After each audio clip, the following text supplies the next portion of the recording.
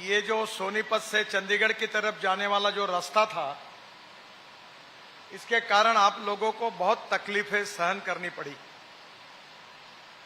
जब हमने ये कार्य का शुभारंभ किया तो कॉन्ट्रैक्टर फेल हो गया, तो कॉन्ट्रैक्टर को रिप्लेस करके काम शुरू किया, तो किसान आंदोलन में साल 1.5 साल काम बंद पड़ा और इसलिए इतने ट्रैफिक के रोड पर आपको काफी तकलीफ हुई। और इसलिए निश्चित रूप से मुझे अनेक बार आदरणीय हमारे सांसद कौशिक जी मेरे पास आते थे और बार बार इस बातों की समस्याओं का जिक्र करते थे। मैं आज रमेश कौशिक जी को धन्यवाद दूंगा कि उन्होंने भी लगातार पीछा किया और आज इसी रोड पर 11 ब्रिजेस का निर्माण पूरा हुआ है और आपको राहत मिली है, इसकी मुझे खुशी है। जो बाजू में सर्विस रोड था वो 2-2 लेन का था, पर यहां की सुविधा को देकर हमने निर्णय किया कि हम 3-3 लेन के बनाएंगे, तो और 3 और 3 6 लेन और ऊपर में 8 लेन, तो ऐसे 14 लेन का ये रोड बना हुआ है जो चंडीगढ़ तक जाने के लिए आपको निश्चित रूप से बहुत बहुत सुविधा देगा। पर इतना ही नहीं है, तो जो पेरिफेरल रोड है उसके बाद में हम UR2 बना रहे हैं। मैं बीच में उसके निरीक्षण करने के लिए आया था और इसका सबसे बड़ा फायदा हरियाणा को होने वाला है। हम पेरिफेरल रोड से आगे जहां से UR2 लगता है, रिंग रोड दिल्ली का, वहां से एयरपोर्ट जाने के लिए हमको 1.5 से 2 घंटे लगते हैं, पर अब ये रोड बनने के बाद हम वहां के शिव मूर्ति तक, द्वारका एक्सप्रेस हाईवे तक केवल 15 से 20 मिनट में चले जाएंगे। और शिव मूर्ति से हमने वहां फिर 8 लेन नीचे 8 लेन ऊपर 16 लेन बनाई है। मैं अब अंदर की टनल देख के आया हूं और उस टनल से डायरेक्ट T3 पर पहुंच जाएंगे और उसी टनल से वसंत विहार तक पहुंच जाएंगे। ऐसी टनल बना रहे हैं। मुझे खुशी है कि आप यहां से डायरेक्ट जयपुर के लिए जाने के लिए अब सोनीपत से जयपुर ये रोड बनने के बाद आप केवल 2.5 से 2.25-3 घंटे में आपको हो जाएगा, आप जयपुर तक पहुंच जाओगे। मुझे खुशी है कि आज हमने विशेष रूप से हरियाणा में काफी बड़े बड़े ग्रीन एक्सप्रेस हाईवे की भी परियोजना हमने ली है। ये जो विशेष महत्वपूर्ण योजना जो है उसमें दिल्ली मुंबई एक्सप्रेस हाईवे हमारी बहुत महत्वपूर्ण योजना है और इस योजना में मुझे बहुत खुशी है कि इस योजना से दिल्ली से मुंबई जाने के लिए 40-45 घंटे लगते थे, अब आप केवल 12 घंटे में जा सकोगे। सोनीपत से मुंबई तक 12.5 घंटे में आप पहुंच जाओगे। इतना अच्छा रोड बन रहा है। अभी हमने राजस्थान के पाटतक के रोड का उद्घाटन प्रधानमंत्री जी ने किया है। अब आगे रतलाम तक का भी रोड का उद्घाटन अगले महीने कर रहे हैं और निश्चित रूप से इसका बहुत बड़ा फायदा होगा। हरियाणा में जितना काम था 6,000 करोड़ का, वो 100% हमने पूरा किया। दिल्ली से फरीदाबाद सोहना ये बहुत इंपॉर्टेंट रोड है, 82 किलोमीटर का, और इसकी कीमत 3,500 करोड़ रुपए है। इसका भी हमने 37% काम पूरा किया है और एंटायर एक्सप्रेस हाईवे हम दिसंबर के पहले पूरा करेंगे, जो हरियाणा के लिए बहुत उपयोगी होगा। जो हरियाणा का ग्रोथ इंजन बन गया है, ऐसा इंपॉर्टेंट रोड है ना अंबाला कोटपुतली, जो अंबाला से शुरू होकर कुरुक्षेत्र, कैथल, करनाल, जींद, रोहतक, भिवानी, चरखी दादरी एंड महेंद्रगढ़ 313 किलोमीटर का 12,000 करोड़ रुपए खर्चा करके हमने ये अंबाला कोटपुतली रोड पूरा किया है।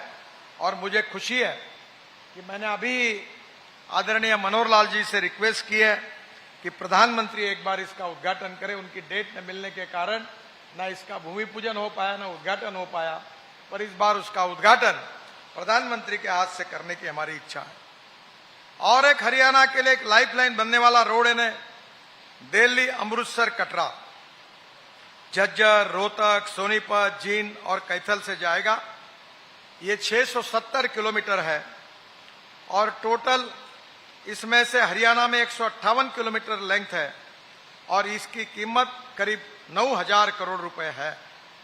50% काम पूरा हुआ है और इस एक्सप्रेस हाईवे को दिसंबर 24 तक हम पूरा करने की कोशिश करेंगे। ये भी हरियाणा के जिन जो विभाग है उसके विकास के लिए बहुत उपयोगी होगा। अगर हिसाब लगाया जाएगा तो हरियाणा में जो एक्सप्रेस हाईवे और इकोनॉमिक कॉरिडोर पकड़ के हम टोटल 632 किलोमीटर 30,000 करोड़ रुपए के केवल हाईवे बना रहे हैं। ये हरियाणा की बदलती हुई तस्वीर आप सब देख रहे हैं। हरियाणा का संबंध दिल्ली के साथ है और दिल्ली के कंजेशन से हरियाणा को भी तकलीफ होती है। दिल्ली के ऊपर हम 65,000 करोड़ रुपए खर्चा कर रहे हैं। मैंने जो एक्सप्रेस हाईवे का उल्लेख किया उसमें द्वारका एक्सप्रेस हाईवे का काम आदरणीय मनोहर लाल जी के मांगों के कारण ही हमने बनाया। वो भी 10,000 करोड़ का द्वारका एक्सप्रेस हाईवे भी दिसंबर के पहले पूरा हो जाएगा। ये UER-2 8,000 करोड़ का, ये भी अभी 2-3 महीने में पूरा हो जाएगा, 3 महीने में। 6 lane Delhi Akshardham to eastern peripheral expressway 32 kilometre 3,500 crore का, ये भी बहुत महत्वपूर्ण रोड है। हम दिल्ली से देहरादून एक्सप्रेस हाईवे बना रहे हैं। दिल्ली से देहरादून 9 घंटे लगते थे, अब 2 घंटे में होगा। दिल्ली से हरिद्वार 8 घंटे लगते थे, अब 1.5 घंटे में दिसंबर के बाद होगा। और ये जो हाईवे बन रहा है ये सहारनपुर से हम लोग शामली से अंबाला तक लेकर आ रहे हैं। तो अंबाला में रहने वाले लोगों को अब फिर से इस रोड से जाने की जरूरत नहीं पड़ेगी। वो एक्सप्रेस हाईवे से डायरेक्ट दिल्ली से अंबाला पहुंच जाएंगे। मुझे बहुत खुशी है कि दिल्ली से पानीपत आज का काम पूरा हुआ है। इसके साथ साथ gonna say Sonipat 40 kilometre 2,000 crore, ये 73% काम पूरा हुआ है। इतना ही नहीं तो दिल्ली तो जयपुर के बीच में हम फिर उसको सुधार रहे हैं, उसका भी पार्ट हरियाणा में आता है। वो भी 1,300 करोड़ का काम 76% पूरा हुआ है, बाकी करने की हम कोशिश कर रहे हैं। सबसे इंपॉर्टेंट बात यह है कि इंदिरा गांधी एयरपोर्ट से जेवर एयरपोर्ट तक दिल्ली मुंबई एक्सप्रेस हाईवे को जोड़ने के लिए 3,000 करोड़ रुपए खर्चा करके हम 32 किलोमीटर का हाईवे बना रहे हैं। उसका काम जल्दी ही शुरू हो जाएगा, जो हरियाणा के लिए भी बहुत उपयोगी होगा। इसके साथ साथ रंगपुरी का बाईपास 3,000 करोड़, ये भी हम जून 24 तक पूरा करेंगे। मेरे पास दिल्ली में जो कामों की लिस्ट है करीब 65,000 करोड़ रुपए। दिल्ली के आजू बाजू में ट्रैफिक जाम और पोल्यूशन को कम करने की जो हमने योजना बनाई थी वो रोड हमने पूरे किए। ईस्टर्न पेरिफेरियल 12,000 करोड़, जिसमें हरियाणा की सरकार का भी पार्ट है, ये पूरा हुआ। दिल्ली मेरठ एक्सप्रेस हाईवे जहां 4.5 घंटे लगते थे, अब 40-45 मिनट में आना होता, वो पूरा हो गया है। गुड़गांव से सोना, ये हरियाणा में पूरा हुआ है, 3,000 करोड़ का, ये भी कंप्लीट हो गया है। UP Haryana border to Sonipat, ये 1020 करोड़ का, ये भी पूरा हुआ है, जिसका उल्लेख अभी कौशिक जी ने किया। फ्लाईओवर और अंडरपास दिल्ली गुड़गांव 1100 करोड़, ये भी पूरे हुए हैं। 8 lane corridor from Dhaula Kuan to airport, ये भी पूरा हुआ है। और एम्बियंस मॉल पे एलिवेटेड यू टर्न, वो भी पूरा हुआ है। ये पूरी टोटल 65,000 करोड़ की है। और आज तक हरियाणा में जो काम हम कर रहे हैं उसकी टोटल लगाई जाए तो 100 प्रोजेक्ट हम कर रहे हैं। और मैं बताना चाहता हूं कि 2200 किलोमीटर की 51 परियोजनाएं 47,000 करोड़ की हमने पूरी की है। 30 परियोजना 830 किलोमीटर की 35,000 करोड़ की ऑनगोइंग है और 19 परियोजना 756 किलोमीटर लागत के जो करीब 20,000 करोड़ की है। 14 प्रोजेक्ट का DPR चल रहा है और कुछ काम टेंडर प्रोसेस में है। मैं विश्वास दिलाना चाहता हूं मनोहर लाल जी को और हरियाणा की जनता को कि 24 जब समाप्त होगा तो हरियाणा में 2 लाख करोड़ के काम पूरे होंगे और कुछ काम शुरू रहेंगे। और हरियाणा की तस्वीर बदल जाएगी। मैं विश्वास के साथ बताना चाहता हूं कि अब हरियाणा के रास्ते अमेरिका के बराबर होंगे और प्रधानमंत्री का जो सपना है आत्मनिर्भर भारत का, वो निश्चित रूप से पूरा होगा। आज मुझे मनोहर लाल जी ने कहा है कि रेलवे आरओबी और ब्रिजेस में सेतु भारतम में 2 आरओबी हमने मंजूर किए हैं। आज उन्होंने फिर मांग की है और 10-12 नए आरओबी के नाम वो भेज दे। मैं 300 करोड़ रुपए उसके लिए मंजूरी प्रदान कर रहा हूं। जो वेट साइड एमिनिटीज है वो 50 हरियाणा में बना रहे, वो 15 साइट को अभी हमने ऑपरेशन शुरू किया है। मेरे को विश्वास है कि आज हमारा देश 75 साल पूरे कर रहा है और ये अमृत महोत्सव है। और मैं इतना ही कहूंगा कि 75 साल में भारतीय जनता पार्टी को जो अवसर मिला वो बहुत कम है। मोदी जी के नेतृत्व के ये 10 साल और अटल बिहारी वाजपेयी को मिले हुए 4-4.5 साल, ये 15 साल और कुछ समय जनता पार्टी की सरकार थी, वो छोड़कर 60 साल इस देश में कांग्रेस पार्टी को राज करने का मौका मिला। कभी कांग्रेस बहुत बार टूटी, कभी बैल जोड़ी थी, कभी गाय बछड़ा था, कभी पंजा आया, और कांग्रेस ने 60 साल में देश को गुमराह करने का काम किया। गरीबी हटाओ का नारा दिया, पर गरीबों की गरीबी दूर नहीं हुई, पर कांग्रेस वाले नेताओं की गरीबी जरूर दूर हुई। और इस 75 साल के इतिहास के बारे में मैं ये कहना चाहूंगा कि 60 साल में जो कांग्रेस नहीं कर सकी, वो केवल 10 साल में मोदी जी के नेतृत्व में उससे दुगना काम हमने करके दिखाया। यही हमारी सरकार की विशेषता है।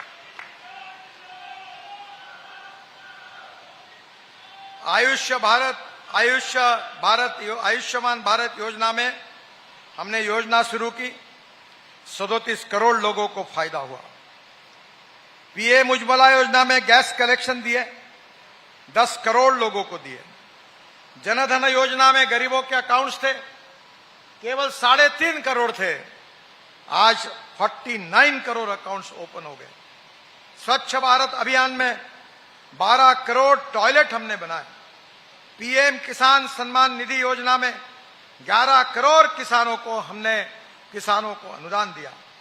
मुद्रा योजना में जो रोड पर बैठने वाले, टपरी पर करने वाले, व्यवसाय करने वाले लोग हैं, ऐसे 40 करोड़ लोगों को हमने बैंकों से माइक्रो क्रेडिट और लोन करा के दिया। प्रधानमंत्री आवास योजना में 3 करोड़ लोगों को घर बना के दिए। पीएम सुरक्षा बीमा योजना में 30 करोड़ लोगों को सुरक्षा बीमा स्कीम का फायदा दिला। जीवन ज्योति बीमा योजना में 14 करोड़ लोगों को फायदा दिया। स्मार्ट सिटी मिशन, जल जीवन मिशन में 12 करोड़ कनेक्शन हमने आज तक दिए हैं पानी के लिए। डिजिटल इंडिया में करीब 6 करोड़ लोगों को सेंटर में फायदा हुआ है। बहुत सी योजना है, सबका अगर मैं नाम लूं तो समय जाएगा, पर मैं कहना चाहता हूं कि आज करीब करीब हमारी 10 साल में 32 योजनाओं के द्वारा हमने इस देश के करीब 100 करोड़ लोगों को अलग अलग प्रकार के बेनिफिट देने का काम किया है। इस देश के गांव, गरीब मजदूर, किसान का कल्याण कैसे हो, देश को गरीबी, भूखमरी और बेरोजगारी से मुक्ति कैसे मिले। अभी मेरा एक इंटरव्यू हुआ तो उनने मुझे पूछा कि आपके कार्यकाल में सबसे अच्छा काम कौन सा हुआ, तो मैंने उनको कहा कि सबसे अच्छा काम अगर कोई हुआ है तो 1 करोड़ लोग आदमी को आदमी ढोने का काम करते थे, साइकिल रिक्शा चलाते थे, कंधे पे लेकर चलाते थे। हमने उस योजना को बंद किया, मैकेनाइज्ड ड्रिवन ई रिक्शा लाई। अब किसी का शोषण नहीं होता। अब 1 करोड़ लोग electric mechanized driven e rickshaw चलाते हैं, ई कार चलाते हैं, कोई पीठ पे बोरा नहीं रखता। ये क्रांति हमारे सरकार ने गरीबों के लिए की है। मुझे विश्वास है कि मोदी जी के नेतृत्व में हमें आत्मनिर्भर भारत बनाना है। सुखी, समृद्ध, संपन्न, शक्तिशाली हिंदुस्तान, दुनिया की सुपर इकोनॉमिक पावर, $5 ट्रिलियन की इकोनॉमी, देश के युवाओं को रोजगार देना है, किसानों को उनके फसल के सही दाम देने हैं, और इतना ही नहीं, तो किसानों के खेत को पानी भी दे रहा है।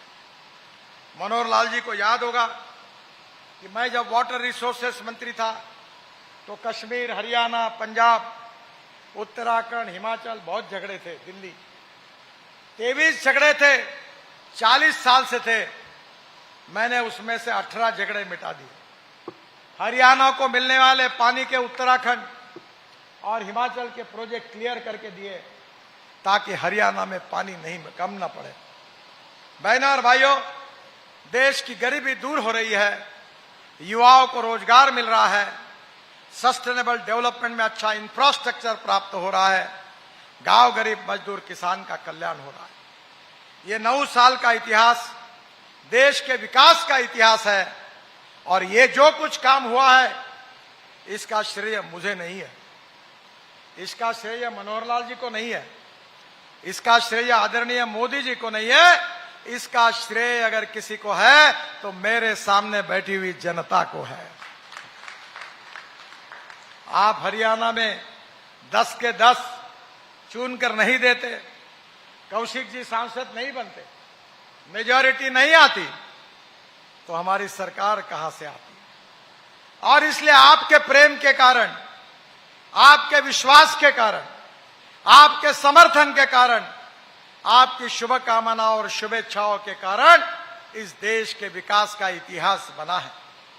हम दुनिया हमको रिकॉग्नाइज करने लगी है, हमारी ताकत का लोहा मानने लगी है और देश बदल रहा है।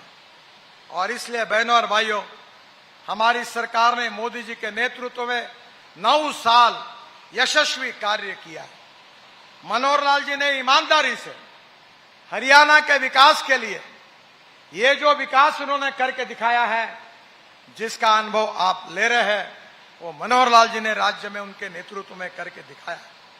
यह डबल इंजन की सरकार जो है, इन्होंने आपके जीवन को बदला है।